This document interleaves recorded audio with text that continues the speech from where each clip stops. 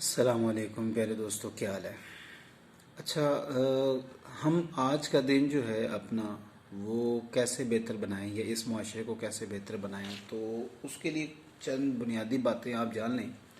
حدیث مبارکہ میں آتا ہے کہ مومن جو ہے اس کا آج کا دن کل سے بہتر ہوتا ہے، اور اس سے مراد یہ ہے کہ انسان اپنے اندر جو تبدیلیاں لے کر آتا ہے، وہ اخلاقی ہوں، وہ سماجی ہوں، معاشی ہوں یا معاشرتی ہوں، تو ان تبدیلیوں کا انسان کی زندگی میں آنا بہت ضروری ہے۔ فار ایگزامپل، اگر آپ 2019 میں اگر بیچلر تھے یا آپ کی اسٹڈی اگر کمپلیٹ نہیں ہوئی، تو اس سال آپ کہاں تک پہنچے ہیں، آپ کو یہ دیکھنا ہے۔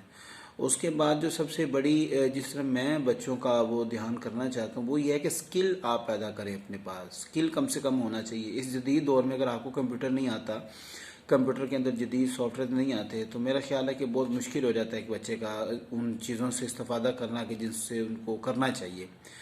ہمارے پاس رائٹنگ سکلز نہیں ہیں، ہمارے پاس کمپیوٹر کے سکلز نہیں ہیں، اور کچھ بھی ہے اسٹڈی تو دیکھیں آپ کی کنٹینیو ہے ہی، وہ تو چل رہی ہے آپ کی۔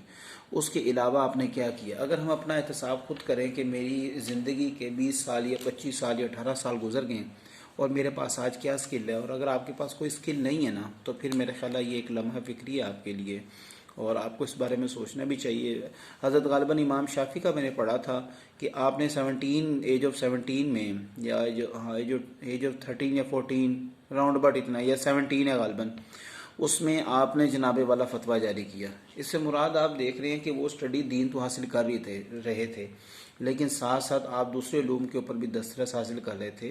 اور بچے آج صرف جو ہے وہ ان کا ایک ہی موٹو ہوتا ہے، اسکول جاؤ، اسکول سے اکیڈمی سے بس ختم لائف، اس کے بعد گیمیں کھیل لو، نیٹ پہ بیٹھ لو، ادھر ادھر بس یہ چیزیں کرنی ہوتی ہے۔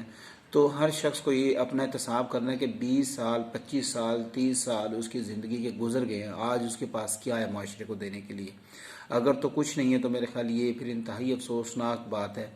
اور اپنے آج کو کل سے بہتر کرنے سے مراد یہ بھی ہے کہ آپ اپنی اخلاقی تربیت کریں، تعلیمی تربیت کریں، اس کے بعد آپ معاشرے کے اندر بہتری لائیں، اپنے انداز گفتگو کو بہتر کریں، اور لوگوں کے ساتھ معاملات ہیں ان کو بھی بہتر کریں۔ اور اس کے علاوہ اگر آپ بالکل پڑے رہیں گے، موویز دیکھ لو، ڈرامہ دیکھ لو، ختم بس لائف تو اتنی ہے، تو میرے خیال یہ سب سے بڑی کاہلی ہے، اور سب سے بڑی انسان کی جو ہے نا نااہلی بھی ہے۔ اللہ و تبارک تعالیٰ نے اس کو بڑا اعلیٰ منصب پر فائز کیا اور بہت عقل اور فہم عطا کی ہے، تو اس سے ہمیں استفادہ کرنا چاہیے۔ امید ہے کہ آپ کو انشاءاللہ تعالیٰ اس بات کی سمجھ آئی ہوگی۔ اللہ حافظ۔